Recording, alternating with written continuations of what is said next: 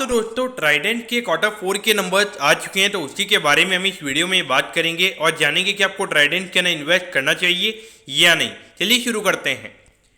तो देखिए, सबसे पहले यहाँ पे कंपनी ने शेयर होल्डर्स के लिए 36 पैसे का डिविडेंड डिक्लेयर किया है, यानी कि अगर आपके पास में 100 शेयर पड़े तो आपको यहाँ पे 36 रुपीज़ का डिविडेंड मिलेगा, और अगर आपके पास में 1000 शेयर है तो आपको यहाँ पे 360 रुपये का डिविडेंड मिलेगा। अब अगर हम रेवेन्यू की बात करेंगे तो पिछले क्वार्टर की कंपैरिजन में 4% से रेवेन्यू का नंबर हमें यहाँ पे कम होता हुआ नजर आया है, और ये नंबर आया है 1573 करोड़ पे। देखिए, रेवेन्यू के कंपैरिजन में यहाँ पे जो प्रॉफिटेबिलिटी है वो हमें यहाँ पे ज़्यादा गिरती हुई नजर आई है, और ये नंबर गिरा है 9% से, और ये नंबर आया है 130 करोड़ पे। अब अगर हम ईयर ऑन ईयर बेसिस पर भी अगर हम बात करेंगे तो वहाँ पर भी 15% से रेवेन्यू हमें यहाँ पे गिरता हुआ कंपनी का नजर आया है, और जो प्रॉफिटेबिलिटी है कंपनी की वो हमें यहाँ पे 28% से गिरती हुई नजर आई है, और ये नंबर आया है 130 करोड़ पे। तो अगर हम यहाँ पे चाहे क्वार्टरली बेसिस पे देखें या फिर ईयर ऑन ईयर बेसिस पे, दोनों ही बेसिस पे यहाँ पे जो कंपनी के नंबर्स है वो हमें यहाँ पे इतने अच्छे नजर नहीं आते हैं। अब अगर हम स्टॉक प्राइस की अगर हम बात करेंगे तो देखिए, स्टॉक प्राइस ऑलरेडी अपने ऑल टाइम हाई से अगर आप देखोगे तो 50% यहाँ पे नीचे कंपनी हमें ट्रेड होती हुई नजर आ रही है। तो ऐसे में आपको यहाँ पे क्या करना चाहिए? तो देखिए, अगर हम कंपनी के मार्केट कैप की अगर हम बात करेंगे तो ऑलरेडी 17 से 18,000 करोड़ के मार्केट कैप पे ये कंपनी हमें ट्रेड होती हुई नजर आ रही है।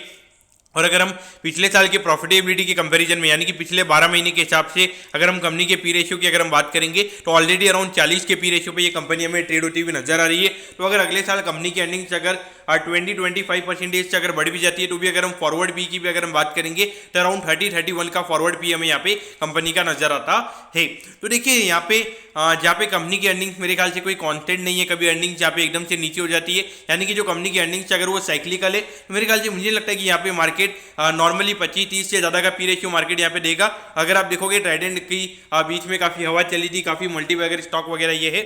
लेकिन देखिए अगर हम फैक्ट की अगर हम बात करेंगे तो यहाँ पर अगर ये कंपनी को अगर 100 रुपये होना है तो 100 रुपये पे लगभग 50,000 करोड़ के लगभग का मार्केट कैप ये कंपनी का होगा। और अगर हम 30 के पी रेशियो से अगर हम बात करेंगे तो लगभग 1600 से 1700 करोड़ का नेट प्रॉफिट ये कंपनी को कमाना पड़ेगा, तब जाके ये कंपनी मुझे लगता है कि 100 रुपये के लगभग हमें होती